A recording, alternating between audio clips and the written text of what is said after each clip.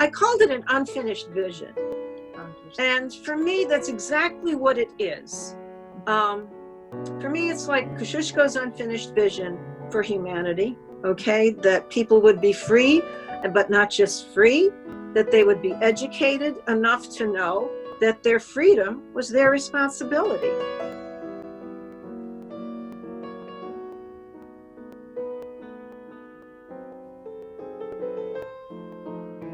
There were choices at his time in life.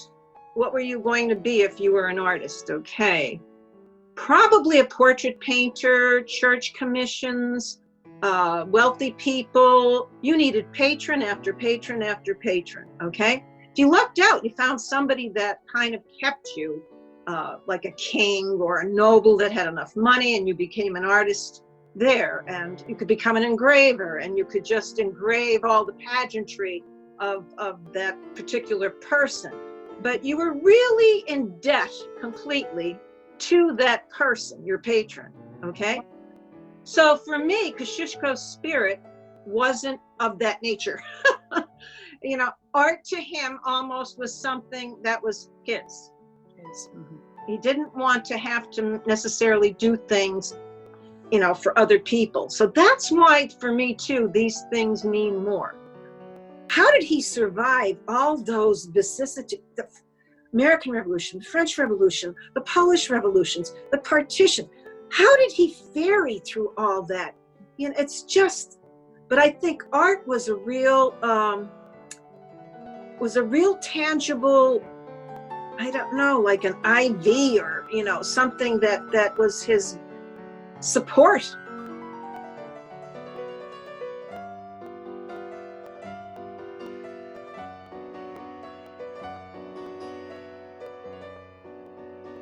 You know, I was an art teacher for 32 years, okay? So, and I always liked art from a child on.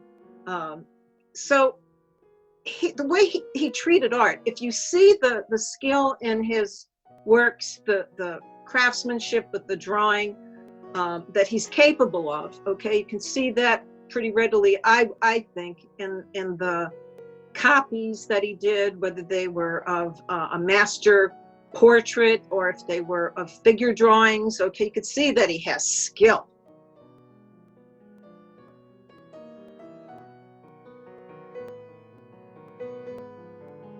Carol, how did you got involved in this? Like, what was the first meeting for you with Kosciuszko, basically?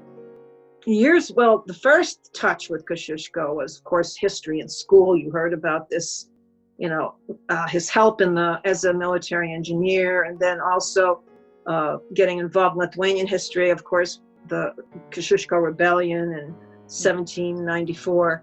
But another aspect was when my father was in World War II, and I was a Marine, and was in the Pacific arena and saw some pretty bad experiences there. But he was always very proud of having served the country, and would go up on occasion from Pennsylvania. It's about an hour and a half, 45 minutes, and would go up to West Point, and we would just walk around. And it was a different time then, because you didn't have to go through all the security. You could just drive onto West Point campus and walk around. So my father would walk around and show me the different historical things, the Great Chain that Kosciuszko was involved with to protect the United States from the British fleets coming in. And then the Kosciuszko statue. And I always kind of was enamored of the statue because it's just a stunning placement. And the intriguing thing about the statue is if you walk up to the statue, the back of the statue faces you. And there's not too many times when you walk up to a statue, the back of the statue is looking at you. So but again, it's like, what was important to him was looking at the Hudson River, defending everything in back of him. So whoever designed the statue and everything was almost of like mind too. Wow. So in a way, it's as if he is still protecting the United States. So it's beautiful like that. So that was with my father, okay? Then I started the garden in Scranton. Mm-hmm. It was a garden that had been begun by Lithuanians. So I decided to get permission to take plants from the garden and try and make another garden in tribute almost to the Lithuanians that lived in the neighborhood, that had made the garden. It was a public garden. Anybody could walk in it. They didn't own it. They cared for it.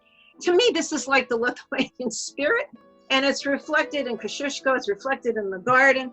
And so I did. I got permission, and I started it. That was about 13 years ago. It was 2006. And I was reading about gardens, old, like colonial American gardens, and I came across information about Kosciuszko's garden, which I never heard of. Never heard of it before. I heard of Monticello and Thomas Jefferson, George Washington. You hear of all these other gardens, but Kosciuszko's was interesting because he didn't use any slaves for it. He built it along the cliffside. Further down from the statue is garden. Wow. You walk further down. So it's almost like all these people were involved in this kind of thought process that is out there that's positive. Okay, we need positivity now. So anyways, I decided to go up and see the garden. At that time, it was not open to the public, but I got in touch with the, I think it was the public relations person up there, and he arranged for myself and a couple other people to go up and visit the garden. And it is stunning. It is just, I mean, of course it has changed since the 1700s when he was there.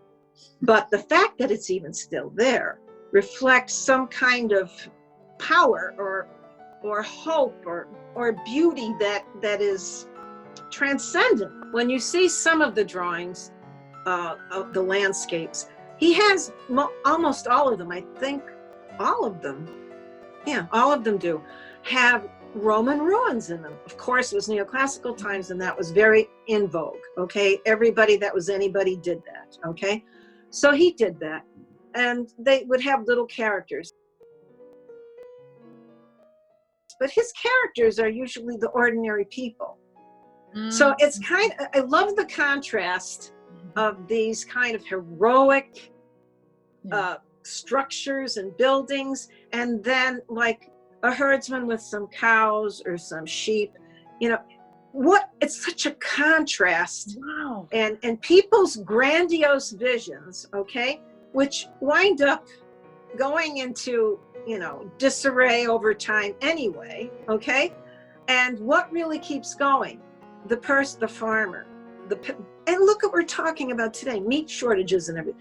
I mean, it's just so, it's so exquisite in how those people never left his vision or his concern. I mean, he, in his will, when he left the money that he had earned in the United States to free slaves and pay for their education, the will could never be executed because it was against the law to do. When you see the tiny portraits that he did during the American Revolution, I only have 2. I couldn't find others that were mentioned. I've gotten in touch with historical societies, private families, and they don't know what's happened to them. I mean, they're only 2 inches big. Yeah. And they were frequently made into medallions like that they would wear, but rich people would have cameos carved, you know? And so the soldier that would be in the war, the one, Enoch Poor, died, ironically, I think also of a pandemic, yellow fever, I think again. But the wife kept it in a locket, you know, and that was her remembrance, Kosciuszko's drawing, you know, this tiny little thing. It wasn't carved in ivory. It wasn't a big cameo, but and that's what impresses me about his art is that level. It's not for, and it reflects this whole attitude about being against slavery, being against serfdom, caring about actually the ordinary and the ordinary person. So for me, the art reflects that. The first things I saw were these humble things, portraits from the American Revolution and all, and, you know, some pictures of the fortifications and all. So I did a small exhibit at West Point at the Thayer Hotel of about 10 works I located in historical societies and museums in Pennsylvania. It was very small and humble again. And then there was a picture in a book about this, with this beautiful drawing he did of this portrait, a copy. And I said, oh, this guy definitely had talent. There has to be more out there. So I started searching again. I got in touch with France, it's called the Beaux Arts today. They didn't have anything in that particular area. I went to the Polish Museum in Paris. I got in touch with the Czartoryski Museum then at the time in Poland. They were very helpful, and that's where the majority of the work comes from. Mm-hmm. It's so fascinating that you were like basically following his steps and like just looking for his I'd still look. I'd look till the day I died if I could. I really think there's more out there, but you have to realize what Poland went through with World War II.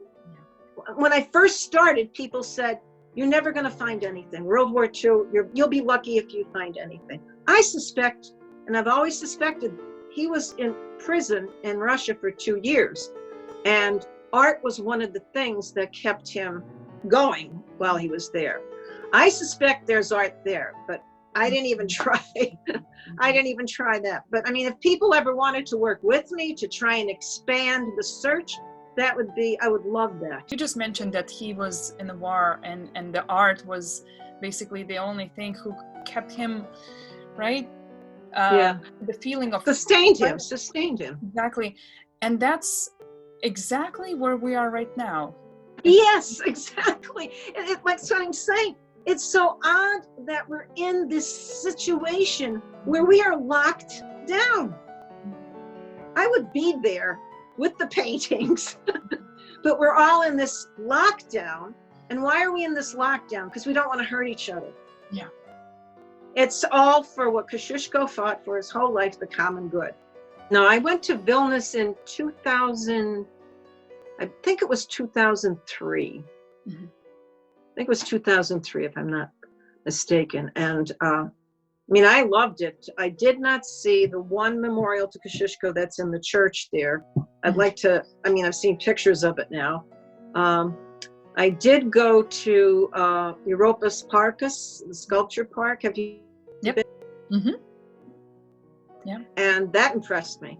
Mm-hmm. And that again was like, I said, hey, look at this again. Here we are, art, garden, forest. To me, it's like, that is Lithuania. It's like the art's there, but the forest is there. It's just a beautiful place to be.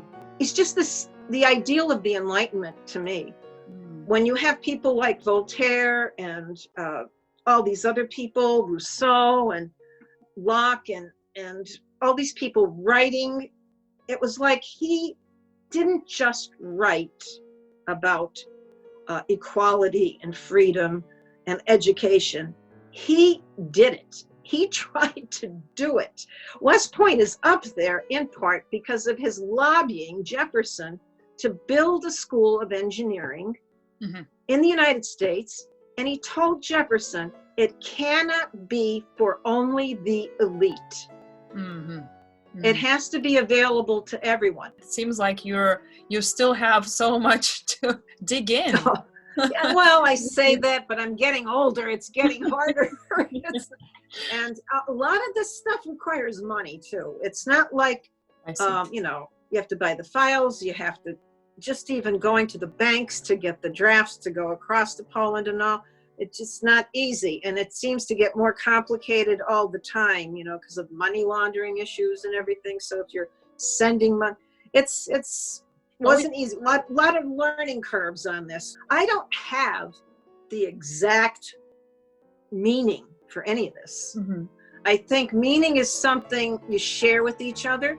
And the point of meaning is to try to make it beautiful and shareable. Not to have meaning that gives you this kind of hubris that you're, above somebody or better than some. It's, even if you have, in quotes, more education, okay, that person may be able to save your life because you just didn't have the right education that way. Look what's happening now. You can't look down on nurses well, maybe you still can, but then I think you're a fool. Mm-hmm. Mhm. So, I mean, it's really, it's like a confluence here of a lot of different things. I can't guarantee that we're going to come out of this with the correct perspective, okay? But I sure hope that this is a message, you know, to everyone about caring. We know how to use and wield power and control, but when are we going to learn that we have to really all work for the common good? And that's this pandemic in a way is like saying it's the common good in the end that matters. You can't just do what you want all the time. Yes, you should, and you can, but not all the time when you hit up against something that's more important for the common good. Carol, thank you so much. We hope to see you next year at the SLA Art Space.